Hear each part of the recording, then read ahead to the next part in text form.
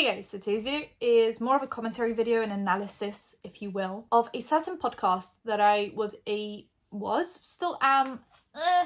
Every now and then I'll watch this podcast, listen to it. It's like a guilty pleasure of mine, but I've also found a few issues going on with the situation at hand. Let's just stop beating around the bush. Subscribe, hit that bell, like, comment for engagement. Today's podcast we're talking about is called Her Daddy. Her Daddy is a podcast that was started by Alex Cooper and Sophia Franklin. They're just two friends. I'm putting that in quotations. We're going to get back to that. What are my hands doing? We're going to get back to that in a minute. The two friends that lived in New York. Sophia had a finance job and Alex was trying to break through in the entertainment industry, I guess. Her dad does something with the NFL, so she's always been kind of around athletes, and she was, I believe, reposted by Barstool ages ago when she was still in college. That's how she gained a lot of her following, etc. It was always a thing where she wanted to get into the entertainment industry. She even studied entertainment later on, so it's clearly something that she wanted to do, which kind of ties in with the whole story, whereas Sophia did finance and she came out of I believe Ohio or Utah it was. So she just wanted to do finance, she just wanted to get out of Utah, she just wanted to live her life. And then she just kind of came across Alex accidentally, and then they kind of just fell into the podcast scene. But basically, the way Sophia describes it is they both needed a roommate to live in New York because it's very expensive. So they ended up getting connected by a mutual friend. Then they started going out to bars together just, to get to know each other. And they apparently started telling jokes and stories at a bar when they were drunk, and they had this crowd around them listening to them speak and joke and yada yada yada. And then they realized they were a very good duo for making a podcast, so they decided to make a podcast. Now, what's the podcast about? It's about advice, life, relationships, everything like that. So people have been very critical of the podcast because apparently, so what people are saying is that it spreads negative messaging, it makes women feel inadequate, it makes women feel like everything they do is for a man, that apparently has pick-me energy. There's just a lot of criticism. It's very vulgar, it's quite out there. There's a lot of promoting of cheating and promoting toxic behaviors in relationships, not promoting healthy communication. Just a lot of things that are not very good for a healthy relationship. And I feel like if you're going into the podcast knowing who you are as a person, knowing that you can have a healthy relationship, knowing that this is all just entertainment, good and well. But if you're going into the podcast fully well trying to get advice about life and relationships, that should probably not be your first stop. I'm going to be honest with you guys. I think the first stop should be something else. Because if you're actually taking the advice seriously, you're going to end up with some toxic relationships that you don't need. But I think if you're going at it, knowing what it is at face value, treating it like entertainment, I think you're going to be fine. And that's how I treat it. I just go into it just to get a bit of a laugh. I listen to it at the gym. It's that kind of a thing where I'm just I just kind of enjoy it. Anyway, so they started this podcast together. They get a deal with Barstool Sports. They get that deal in October 3rd, 2018. In between October 3rd, 2018 and 18th of May, 2020, it happens. Within a few episodes, they end up blowing up. The podcast is a success. It's a huge success with both men and women. It's been number one on so many charts for podcasts. It is pretty much a rival to Joe Rogan's podcast, which we know is a huge podcast. They signed this deal that in the first year they're supposed to make $75,000 salary, but then they're going to make extra commissions and extra royalties depending on how well the podcast does. So in the first year they actually end up making $500,000 each, which is very good, but it's not as good as if they were doing this podcast independently and were pocketing all of the money, because if they were pocketing all of the money, they would be making millions in the first year, and that is a fact. But they signed a $75,000 salary deal, and that's what they were given, plus an extra $425,000 from royalties. They then go to renegotiate for second year, and they start renegotiating. Sophia is getting a bit upset because she believes that they should be given more money than Alex does. Alex is just focusing on re-signing, holding on to the IP, which is Call Her Daddy, because they have merch around it, they have the whole branding around Call Her Daddy, they want to keep that. But Barstool's saying, you either do it on our terms, or we end up taking Call Her Daddy, the IP, and you're not allowed to use it ever again. Sophia's willing to walk away unless she gets her way. Alex is willing to stay and stick it out just so she can get Call Her Daddy. I think both are very valid directions to go in. I think both are very valid, but they're just clearly not agreeing with each other. Alex then goes behind Sophia's back to meet up with Dave Portnoy, who is obviously the president of Barstool Sports, and she decides to sign the deal on her own, on his terms, but he promises her the IP of Call Her Daddy once her contract is up, which is I think what was very important to Alex. I don't think she wasn't looking at the short term of how much money am I making right now. She was thinking, okay, can I get a little bit more money, but also can I be offered the IP when I leave? I feel like Sophia, as much as I like to see her side, and I like to understand it, and I do understand it. I think she was very short-sighted, and she was looking at how much money am I making right now versus how can I compromise so that I can keep Call Her Daddy and we can then leave with the IP later on. So I think Alex was more long-term, Sophia was more short-term. But there was a lot more drama surrounding this. I feel like there wouldn't be as much drama if it wasn't for a man. Right before they finished their podcast, Sophia started seeing a guy who was kind of in the entertainment industry as well, but behind the scenes. And he started putting things in her brain, basically just being like, hey, you guys are not being paid enough, yada, yada, yada. But he wasn't the only one. When they had an interview with Logan Paul on the Impulsive podcast, Logan Paul behind the scenes told them that they're getting, scammed as well. So it wasn't just like Sophia's boyfriend was the only one saying it, but he definitely had more of an impact on Sophia than Logan Paul, who was basically a nobody to her in her personal life, I mean. When all of this went down, Alex, along with everyone else, said that basically Sophia ended up snaking her friend and snaking the podcast for a man. That was the general consensus. And all things considered, their podcast is very much like, fuck men, be toxic, cheat on him. For Sophia then to be accused of respecting a man's opinion more than her friends, it wasn't a great look. And that started essentially just like a whole campaign against Sophia. I remember when she started her podcast called Sophia with an F, her podcast at first got bombarded with 1-star reviews before she even posted her first episode, because the Call Her Daddy fans were just so upset about what she has done, which is just the fact that she left and didn't renegotiate the contract. Alex actually posted a video explaining kind of everything that happened on her side of things. And then on the 18th of May 2020, there was an episode posted on the Call Her Daddy podcast that was called Daddy Speaks, and it was just Dave Portnoy trashing Alex and Sophia before Alex renegotiated a contract.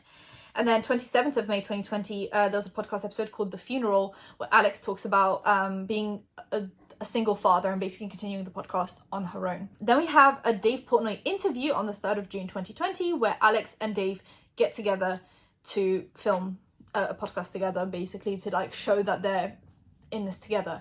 And you can tell that there is a bit of awkwardness because Alex keeps on saying how her loyalty towards the brand has been compromised, and everyone in the company basically thinks that she's a snake and they're just gonna have to regain everyone's trust again. So you can tell that this has really impacted like the way everything works over there. Then on the 10th of June 2020, we have a podcast episode called The Third Roommate Speaks, where, if you guys didn't listen to the podcast, when Sophia and Alex first started living together, they actually had a third roommate who was like a mutual friend. And this third roommate ended up taking Alex's side. And she actually talked about everything in the podcast episode. Basically spoke about how they weren't true friends, really. They were just friends because they had to live together.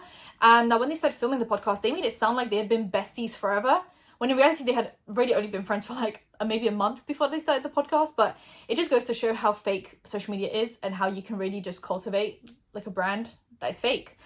They made us feel like they had been besties for ages when really they were just roommates. And the roommate also talks about how manipulative Sophia had become and how basically like this was doomed from the start because of Sophia's behavior. Basically they were saying how Sophia behind the scenes was manipulative, focused on her man, not focused on the work, and that it was basically all Sophia's fault that this fell apart. That was basically the general consensus of that episode. I'm not going to give you like a huge rundown, you know what I'm saying?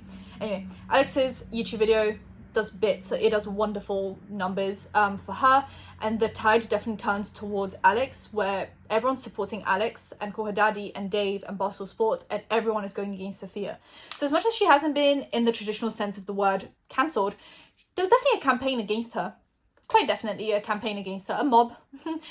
Sophia was dragged through the mud. You guys get what I'm saying. She was not liked heavily, and to this day, like as much as Sophia's podcast is doing well enough for her to be able to make an income from it, I don't know how big or small, she's probably making a good income. I feel like Call Her Daddy is still the bigger podcast and Alex Cooper is still the more famous of the two. Now, the bigger deal as well with everything that went down was in Alex's video. Alex talks about the fact that she did much more work than Sophia. So she edited the podcast and apparently she planned and etc. So she made it sound like she was putting in like 75% of the work and Sophia was doing 25%. So when people found this out, that made Sophia sound really ungrateful. The fact that she didn't really have to do much work, allegedly, and was still demanding more money, whereas Alex was doing all of the work and was still willing to step back, look long term, accept less money for the possibility of being able to take Call Her Daddy with her.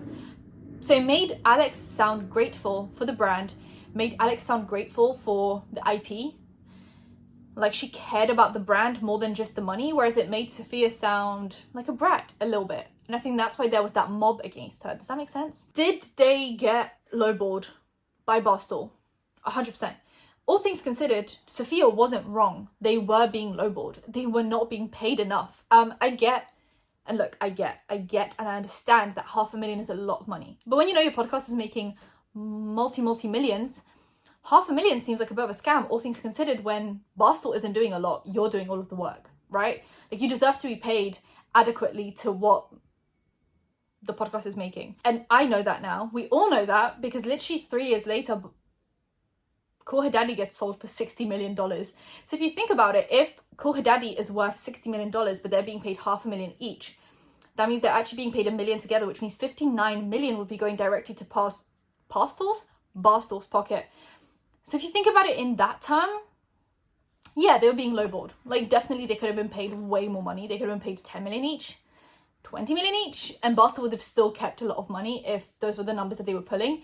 I get that they sold Call Her Daddy for $60 million. Doesn't mean that Call Her Daddy was making $60 million a year, but just to put in perspective, like, how much Call Her Daddy was actually making versus how much they were making, there's a discrepancy. You can clearly tell that if someone was willing to buy Call Her Daddy for $60 million, they were probably making multi-millions a year. This is a 3-year contract. That means Call Her Daddy is probably making at least $20 million a year from streams, because that's what Spotify is willing to pay for it for 3 years. They clearly wouldn't be doing this to lose money. So Call Her Daddy is probably making at least $20 million a year for it to make sense for Spotify to do this.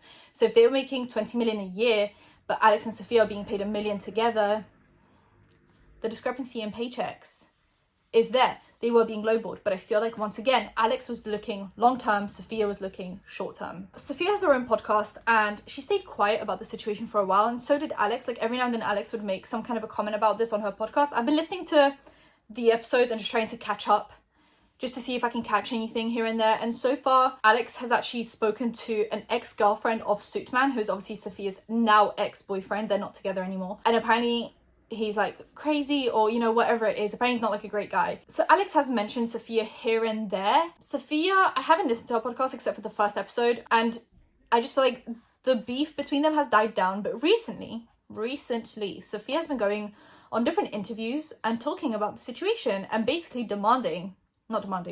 basically just talking about how unfairly she was treated, and she just basically wants fair treatment. So she did a few interviews. There was one for Dear Media Studio and one for The Morning Toast. I'm just going to kind of group them into one summary, because I feel like she kind of says similar things between different interviews, so it just kind of makes sense for me to summarize it all into one. She felt betrayed by Alex. She believes that she was scammed out of the $60 million, because the $60 million deal is based on what they built together. Now, I can kind of agree with this. Do I think Sophia was scammed a little bit? Yes. They built the podcast together. They exposed crevices of their lives that most people would not be able to expose, like, just people would not be willing to expose. They did 100 or so episodes together before they fell out. You know, it was a cumulative effort. So for Alex to be able to sell this podcast without Sophia and not give her any money is a little bit, you know. But then again, Sophia didn't re-sign the contract, and Sophia didn't get rights to the IP address. So is Alex in the wrong legally? Definitely not. But morally, maybe. I'm willing to agree with Sophia on that part. It must suck to miss out on $60 million when it comes to something that you helped to build in the first place. But it happens all the time in business, where people will invest in something, pull out their money, like their stocks, right before it blows up, and then it blows up and they've missed out on millions of dollars. I kind of see this being the same thing, where Sophia's time, effort, jokes, life stories were almost like stocks in Call Her Daddy, and she pulled out her stocks right before it shot up. So she legally, Alex was not obliged to give her any money. Just like if you pulled out your stocks from a company, they would not be obliged to pay you if their stocks went up in price. But as two friends, I feel like maybe this could have been reconciled somehow, and maybe Sophia could have been reimbursed for some of her time, but I don't know. Apparently Alex went behind Sophia's back to re-sign and get the IP address, which we kind of, to get the IP. If I kept on saying IP address, I'm sorry. That's IP addresses to do with like internet, not this stuff. Which we kind of know, because Alex said that herself, that she went behind Sophia's back to see Dave and get the IP. We know this. Apparently, Alex always wanted to be famous, but Sophia was just miserable at her job, and that was the difference. Alex wanted fame. She wanted to do social media or television or whatever it is that she wanted to do. Sophia just didn't like her job, and she was given this idea, and she just kind of took it. That apparently during Sophia's relationship with Suitman, who was the boyfriend, Alex was very possessive and just basically became kind of a toxic friend. That Alex had a ghostwriter who was a high school best friend for all of her jokes. So when Alex said that she worked really hard and worked harder than Sophia, apparently she had a ghostwriter that was Alex's old high school friend that she then fell out with. And that high school friend then basically just was treated like just like Sophia, allegedly. This is all she said. Then this MILF Hunter, who is a different character in the Call Her Daddy in universe. Basically, they had this guy friend together who was called the MILF Hunter because he was into MILFs. And he talked about, he was in a few podcast episodes, but he's kind of like anonymous, but he's like a mutual friend, basically. And apparently behind the scenes, he went to Sophia and warned her about Alex and said to her, I don't want Alex to do to you what she has done to past friends, aka backstab you. So like, be careful, basically. Apparently Alex had the upper hand because she made more money than Sophia. She went to school for entertainment. Like, she had a lot of cards stacked in her favor that made this whole situation easier for her to navigate than for Sophia. Alex also claimed that, you know, Suitman kept on getting involved and kept on ruining the vibe. But apparently Alex went to Suitman for a lot of advice at first when they first started dating. Like, she was the one bringing him in and being like, oh, what does Suitman think about this? And what does he think about this? But the moment he started making decisions that Alex didn't agree with, she kind of, you know, like, she was okay with him as long as he was saying stuff that she agreed with. But the moment she sensed that he like didn't agree with what they were doing, she would push him aside and be like, no, he's toxic, don't listen to him, yada yada yada. That Alex had wanted to be the only host for a while, and she made that very clear. She wanted to get rid of Sophia, but she just didn't know how, so this was almost very convenient for her. And that's why she allegedly went behind Sophia's back to sign the contract. From Alex's side, this was never a real friendship. And this is what Sophia's saying in different interviews, that Sophia said she thought they were real friends. But now looking back on it, from Alex's side, this was never a friendship. This was always a transactional relationship. And that's why she had no issue just pushing Sophia aside and, you know, selling Call Her Daddy later on for 60 million and not even reimbursing Sophia for any of her time. Then they talk about the $60 million deal. Sophia says that it's more like 40 million, that the 60 million is like an inflated number, and that would then be split 50-50 with Barstool Sports, which I've never read that anywhere, but that is what Sophia's saying, so I don't know. You know, so it could be the case that Alex hadn't made 60 million, she made 20 million, which, like, look, you want to give me 20 million? 60 million? I don't care. It all sounds the same to me. Then there is a 2-hour phone call that apparently Alex wants to leak, but like Sophia knew that she was being recorded, so she was like, I know what you're doing. Like, apparently Alex has this phone call that she keeps on like threatening to leak, where apparently Sophia looks bad, but Sophia's like, I knew I was being recorded, so it doesn't really matter. And that she's not officially with Suitman anymore, but they're just working things out. But that was kind of in an interview a few months ago, so I don't know kind of what's going on between them now. And that was that. So I know a lot of people on TikTok. The reason why I started looking into this is because on TikTok I saw a few snippets of her interviews and people are actually agreeing with Sophia.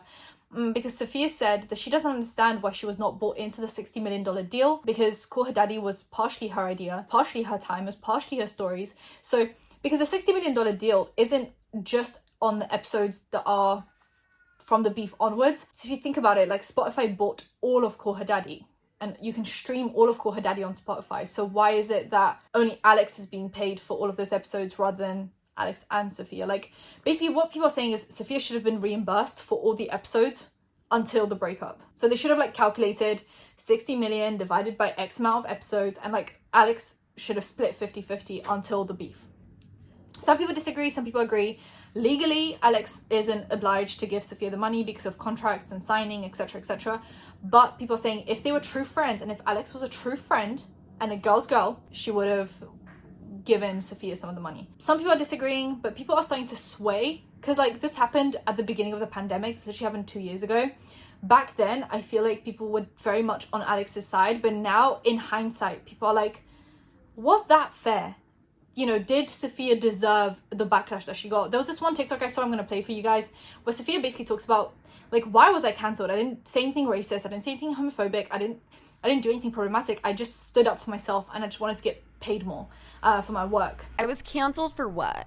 What was I canceled for? Wanting a raise and not wanting to work for a company that is disgusting, you know? Okay. Yeah. I didn't say anything racist, homophobic, anything like that. And it's crazy. And you got canceled for what? Well, robbing Orlando Bloom's house. So granted, it was justified. So people are now starting to like jump to Sophia's side, and people are starting to call out Alex for basically snaking her friend. That's that on that. Alex is still thriving. She's now doing a lot of interviews with different people. So she did an interview with Anna Delvey recently, Julia Fox, Jamie Spears. They're just like a bunch of people, just obviously huge names, whether controversial or not, huge names. So Alex is doing well, and bad publicity is still publicity. So she's still doing well, but people are definitely starting to see Sophia's side now, now that everything's cooled off and they've like had time to, you know, see the situation, look at it again, look at it in hindsight. I feel like a lot of people are starting to notice how not black and white this story is. That you can be a fan of Alex Cooper and still criticize certain things that she has done, and you can be a fan of Sophia and criticize certain things that she has done. I don't think this was as black and white as we made it seem back in the day. That's what I'm saying. Do I still listen to Call Her Daddy? Absolutely. I actually don't listen to Sophia's podcast for some reason. I don't know why. I don't think that Sophia should have been dragged quite as much as she did get dragged. I think she was cancelled more than people that actually deserve to be cancelled. And that is my opinion. Anyway, let me know what you guys think. Subscribe to the bell, like, comment for engagement. I'll see you in my next one. Bye, guys.